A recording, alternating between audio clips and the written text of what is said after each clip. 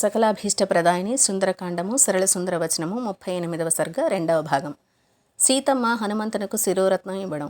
సీతమ్మ ఇలా పరిపరి విధాల దుఃఖించగా హనుమంతుడు జననీ జానకి, రాముడు నీకోసమే దుఃఖిస్తున్నాడు తల్లి, ఆ దుఃఖం వలనే సమస్తము మరిచి ఉన్నాడు.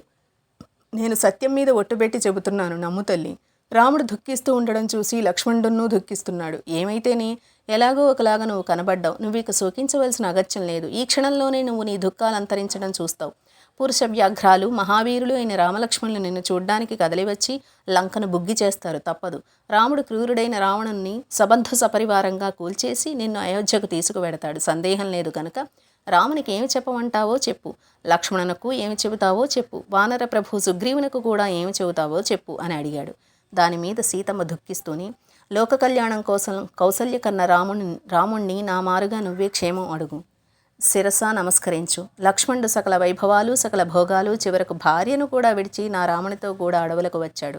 అడవుల్లో నా రామునికి అతనే రక్షకుడు. అతను సామాన్యుడా, మహాబాహుడు, పౌరుషవంతుడు. రాముణ్ణి తండ్రిని చూసినట్టు నన్ను తల్లిని చూసినట్టు చూస్తున్నాడు. రావణుడు నన్ను ఎత్తుకు రావడం లక్ష్మణుడు కూడా ఎరగడు. అతను ఎప్పుడూ పెద్దలను సేవిస్తూ ఉంటాడు. మహాశక్తిశాలి, మితభాషి, సర్వలక్షణ సంపన్నుడైన రాజపుత్రుడు, చాలా ఉత్తముడు. నాకు నా మామగారితో సమానుడు, నాకు చాలా ఇష్టుడు. రాముడు ఏ పని చెబితే అది ఎంత కష్టకార్యమైనా తప్పకుండా నెరవేరుస్తాడు. అతన్ని చూసుకొని నా రాముడు తండ్రిని కూడా మర్చిపోయాడు. నాకు మారుగా నువ్వే అతన్ని కుశలం అడుగు.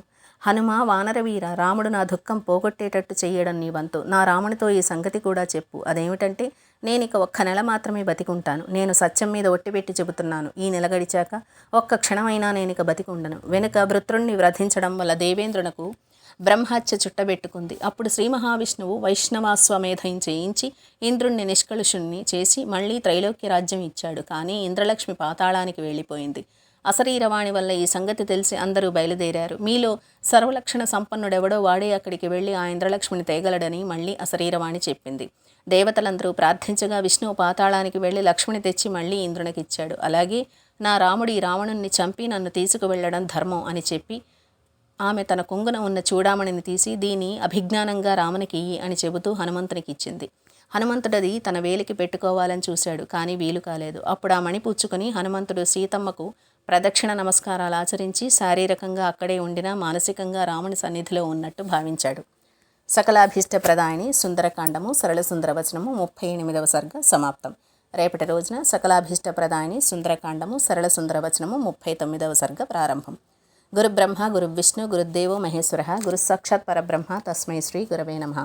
Please do watch, like, share, subscribe. SSV NAGAPRASHA.